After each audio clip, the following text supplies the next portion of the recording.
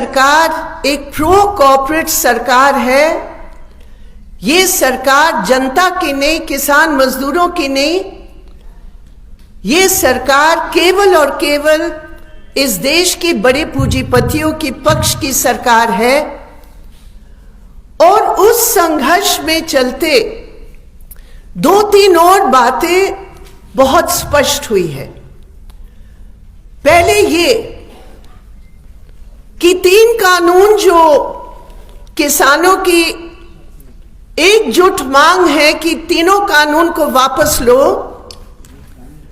उसके पीछे सरकार की जनवादी अधिकारों पर हमला का भी एक तस्वीर स्पष्ट सामने आती है।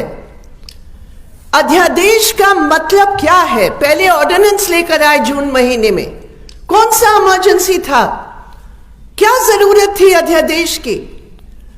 अध्यादेश की जरूरत इसलिए थी क्योंकि जो ये कानूनों का प्रस्ताव पिछले 2 साल से सरकार ने पेश की थी मॉडल एक्ट के रूप में, बहुत कम प्रदेश सरकारों ने उसको अडॉप्ट किया।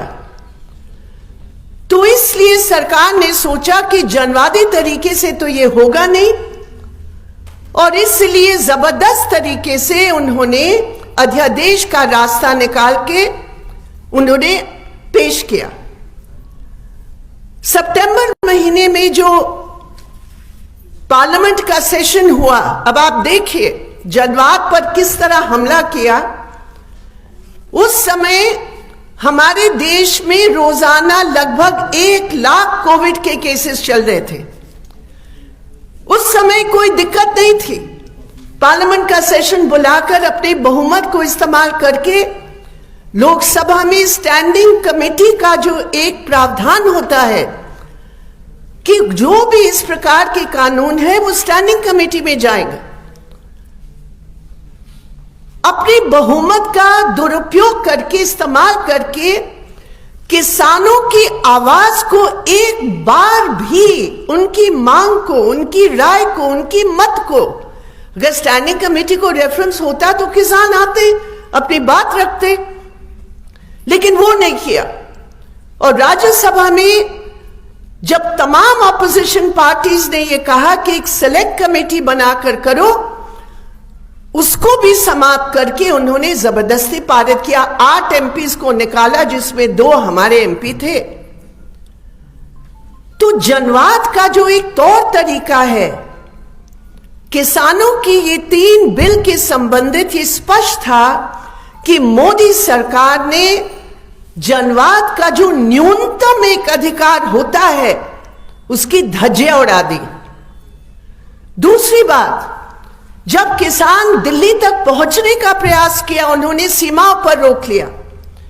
क्यों? ये कौन सा सीमा है कि आपने पूरे तौर पर पुलिस को इस्तेमाल करके, दमन करके उनको रोका राजधानी पर आने के लिए, और आज वो सारे बॉर्डर पर हैं। वो एक प्रतीक है इस बात की कि ये सरकार के लिए जनवाद केवल वो जनवाद है जो अडानी अंबानी का समर्थन करे, वही वो जनवाद है। और किस प्रकार किसानों को बदनाम किया।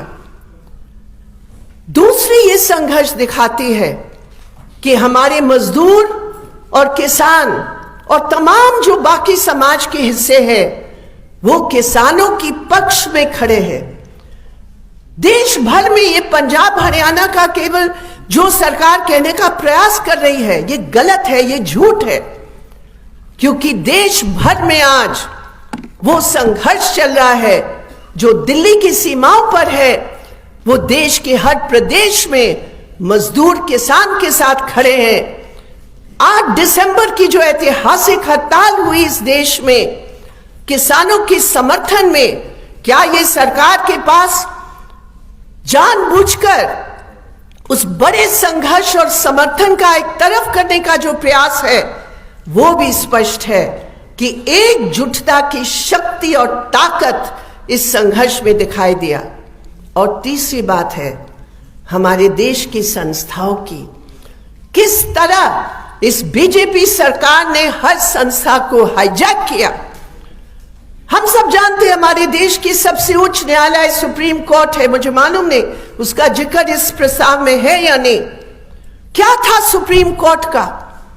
ठीक है, उन्होंने सरकार को कहा कि तुमने डेमोक्रेसी का कंसल्टेशन नहीं किया, अच्छी बात है, कहो।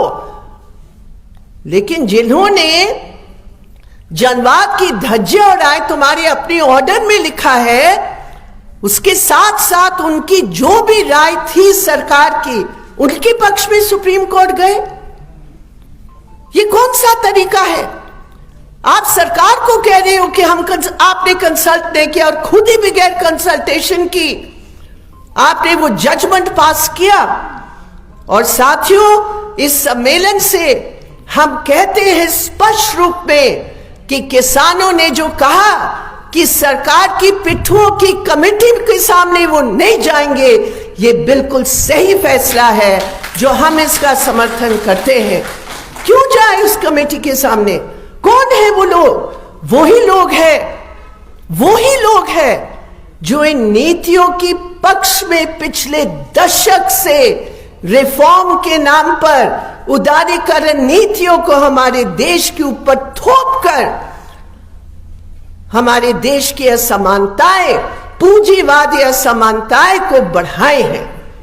और इसलिए जो किसानों ने कहा कि 26 जनवरी को किसानों का परेड होगा, उन्होंने कहा, उनकी आखिरी फैसला क्या होगा हम उसके इंतजार में हैं। लेकिन आज इस मंच से वाम दल और जितने भी और राजनीतिक दल है दिल्ली के अंदर, हम उन सब से अपील करते हैं कि 26 जनवरी डॉक्टर बाबा साहब आंबेडकर ने उनकी नेतृत्व में जो इस देश के सामने एक संविधान पेश किया था, आज उस संविधान की बुनियादी बातों की धज्जियां ये सरकार उड़ा रही है। किसान आ रहे दिल्ली में, किसान आकर अपनी ट्रैक्टर रैली करके हमारे देश की जो बुनियाद है उसको इस देश की जनता के पास वापस लेने के लिए, बचाने के लिए उनका संघर्ष है। और हम सब किसानों के साथ हैं। इस सरकार के विरोध में हर प्रकार की जो भी हमदर्दी, समर्थन और कदम हमें उठाने की जरूरत है। आपको वो फैसला आज करके आने वाले दिनों में दिल्ली की सड़कों पर उतर के उसकी संघर्ष का साथ देने की जरूरत है। मैं एक बार फिर आप सबको धन्यवाद देना चाहती हूं। लाल सलाम साथियों, इस संविधान के ऊपर जो जबरदस्त हमला है उसको बचाने के लिए हम लोग को आगे आना पड़ेगा। इनकलाब जिंदाबाद, हमारी एकता जिंदाबाद।